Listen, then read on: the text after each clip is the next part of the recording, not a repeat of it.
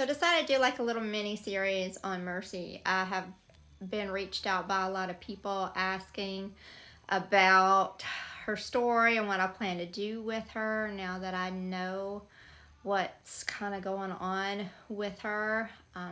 If you don't know, she's pretty much been determined that she's mentally ill. Like she has a lot of anxiety and just kind of like a lot of apathy towards humans. And that's just how she is. Uh, we have done thousands of dollars of vet checks, blood work, testings, eyesight, teeth, you name it. I've done it. My very last option with her was having an animal communicator talk to her because we were at our wits' end. She's 4 years old, and it's a constant roller coaster ride with her. And yeah, she's basically presents herself as a sociopath with high anxiety is like the best way to put it, like in human terms. So this is kind of where we're at with her. And a friend of mine posted a series of questions that are really good questions about what people should ask themselves when they have a horse that presents themselves with a lot of issues and they're not too sure which way to go, be it mentally, emotionally, physically, what have you. And they're really good questions on what you should ask yourself on what you should do with, that said animal. And so I thought we would do like a little series and go through these questions and kind of like document kind of how I feel about this whole thing. It's been about a week now since I had this session with her, and so it's been like a lot of processing for myself on how I feel about it. But we'll just I'll just jump right in with the first question, which is really the easiest one. We'll just kind of start there. And the first question, on the list is, do I feel safe around her? And I would say probably a good 80% of the time I feel pretty safe around her.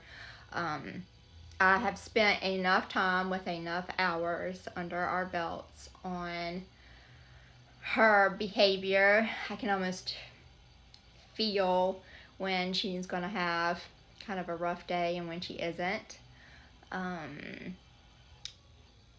I can kind of, see her behavior, and if something is going to happen.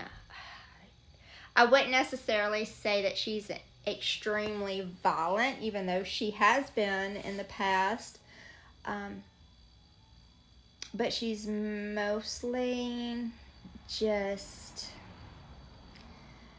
I wouldn't say that she's plotting against you, because I don't really see that animals do that.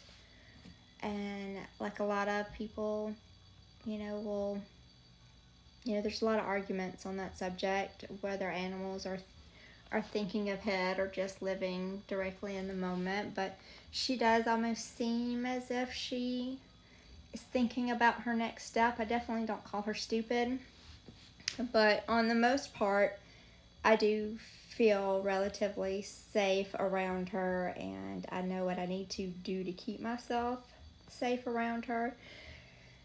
And those times that she is not safe to be around, I definitely can tell it. And I've been around horses long enough, and I am mature enough in my own horsemanship to know when to do something and when not to do something.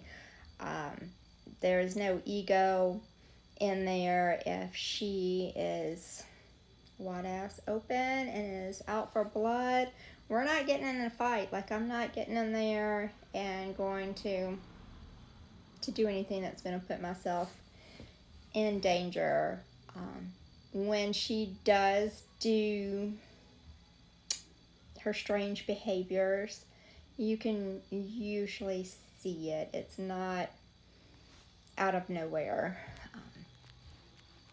So yes, to that very first question, I do feel safe around her majority of the time. And when I'm not safe around her, I just do not go around her. Like I don't go in her pen. I don't go mess with her. I don't do any of that. Is that an issue? 20% of the time it is. So there's the answer to that one.